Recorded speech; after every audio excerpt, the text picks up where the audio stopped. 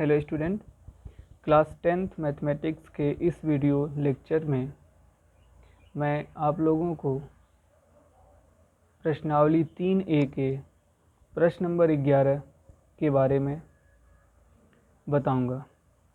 प्रश्न नंबर 11 में कह रहा है समीकरण 2x धन y बराबर 4 तथा 2x ऋण y बराबर 4। ये दो समीकरण हैं, युगपत समीकरण के युग्म हैं। ये कह रहा है इनसे आलेख खींचिए और ये जो दो रेखाएं हैं, ये जो दो समीकरण है ना, ये दो रेखाओं को बताएंगे।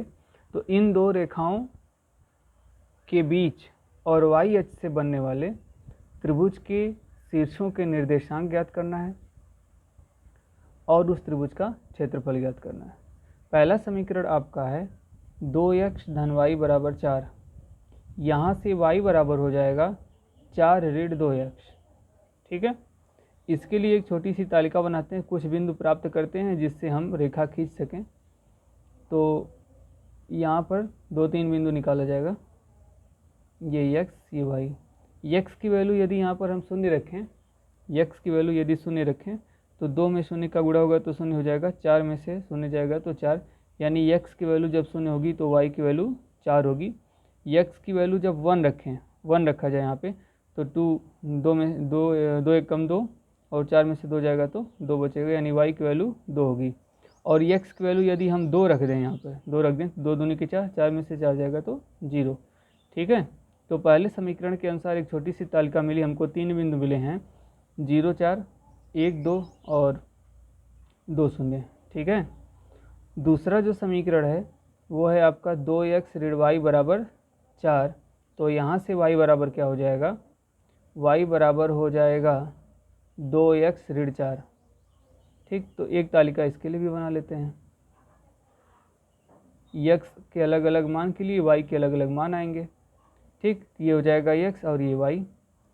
x का मान यदि शून्य रखा जाए, x का मान क्या रखा जाए, यदि हम शून्य रखें x की जगह पर तो y की वैल्यू क्या होगी, x की जगह पे शून्य रख देंगे तो ये पूरा शून्य हो जाएगा, शून्य में से 4 जाएगा तो 4 ही रहेगा। फिलहाल ये ऋण 4 है।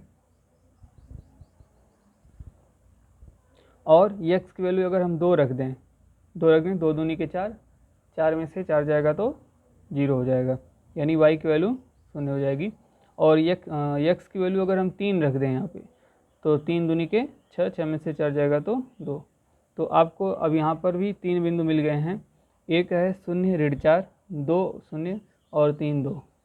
ठीक है, तो एक रेखा इस तालिका का प्रयोग करके हम बनाएंगे और दूसरी रेखा इस तालिका का प्रयोग करके बनाएंगे, और फिर देखेंगे कि y अक्ष से त्रिभुज कैसे बन रहा है, और त्रिभुज बन रहा है तो उसका निर्देशांक क्या है, उसके शीर्ष का निर्देशांक क्या है, फिर उस त्रिभुज का क्षेत्रफल ज्ञात करेंगे। ठीक है, तो अब हम इससे क्या करेंगे, ग्राफ खींचेंगे। ठीक है, देखिए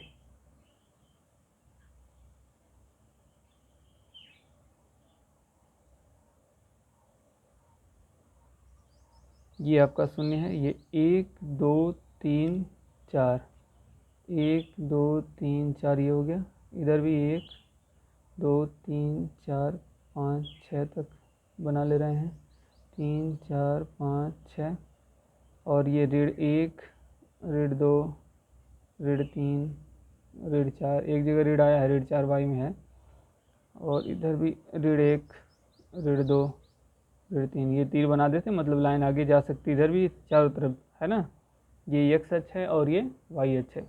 तो अब हम पहले बिंदु देखते हैं, पहले समीकरण के अनुसार 0 और 4 है, x का मान 0 है लेकिन y का मान 4 है, तो ये 0 यहीं पर रहेगा और y पे 4 कदम, तो ये हो जाएगा आपका 0, 4। ठीक है, एक बिंदु ये मिल गया। फिर 1 2, x पर 1 है तो y पर 2 है, तो ये बिंदु हो जाएगा आपका, x पर 1 कदम y पर 2 कदम, ये x पर 1 मात्रक y पर 2 मात्रक, तो ये हो जाएगा 1, 2। फिर x पर 2 है y पर 0 है, x पर 2 है और y पर 0 है, तो ये बिंदु हो जाएगा आपका 2, 0। ठीक है, ये वाला, ये पहले समीकरण के अनुसार था। अब इससे एक रेखा बन रही है, देखिए इसको मिलाएंगे बिंदुओं को,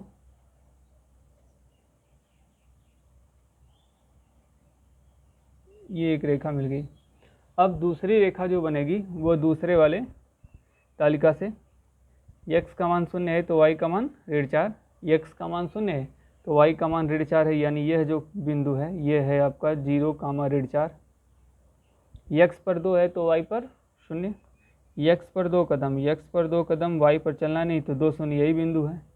x पर 3 है तो y पर 2, अब की बार x पर 3 मात्रक तो y पर 2 मात्रक, तो x पर 3 मात्रक है यहाँ, ठीक है, x पर 3 मात्रक है, y पर 2 मात्रक है, ये बिंदु है।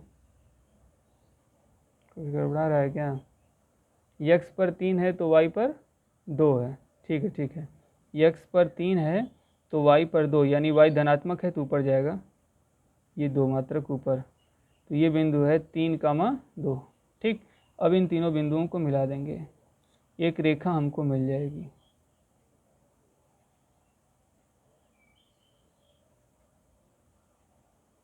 ठीक, अब आप देखिए एक त्रिभुज बन रहा है ये। अब इस त्रिभुज के जो शीर्ष हैं उनको नाम दे देते हैं, मान लीजिए ए है, ये बी है और ये सी है। ठीक, तो ए बी सी एक त्रिभुज बन गया। अब इस त्रिभुज का जो शीर्ष है उनका निर्देशांक क्या है? ए का निर्देशांक, ए का निर्देशांक क्या है? ए का निर्देशांक है 0,4, 0,4। बी का निर्देशांक, बी का निर्देशांक है 2,0, 2 0। और सी का निर्देशांक क्या है? सी का निर्देशांक है 0,4। ठीक, अब प्रश्न क्या है? प्रश्न में ये कह रहा था कि y अक्ष और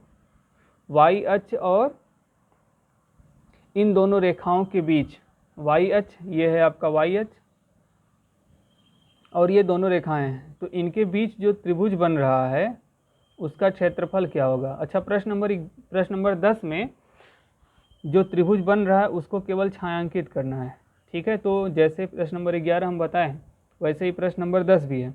प्रश्न नंबर 10 में केवल ये छायांकित करके छोड़ देना है, लेकिन प्रश्न नंबर 11 में इसका क्षेत्रफल भी निकालना है, इसलिए हमने प्रश्न नंबर 11 को चुना है ताकि आप लोगों को प्रश्न नंबर 10 लगाने में कोई दिक्कत ना आए। ठीक है, तो अब त्रिभुज ABC का क्षेत्रफल,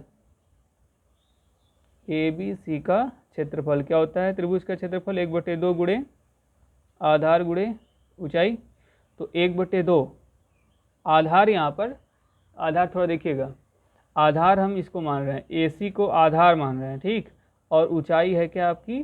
OB, तो आधार हो जाएगा AC और ऊंचाई हो जाएगी OB। और AC का मान है कितना? AC है कितना? 4 मात्रक ये धनात्मक y अक्ष पर है, 4 मात्रक ऋणात्मक y अक्ष पर, लेकिन दूरी तो हमेशा धनात्मक ही होती है, तो ये पूरा जो आधार है कितना हो जाएगा? 8 का हो जाएगा, 4 ऊपर का और ये 4 नीचे, तो टोटल हो गया कितना? 8, यानी जो आधार है वो हो जाएगा आपका 8 मात्रक। और ऊंचाई कितनी है? ऊंचाई देखिए, ये 1 और ये 2, तो ऊंचाई है 2, तो 2 से 2 कट जाएगा, यानी 8 वर्ग मात्रक, 8 वर्ग मात्रक क्या हो जाएगा इसका? क्षेत्रफल। ठीक है, त्रिभुज ABC का क्षेत्रफल, ABC का क्षेत्रफल हो जाएगा 8 वर्ग मात्रक। ठीक है, समझ में आ गया? धन्यवाद।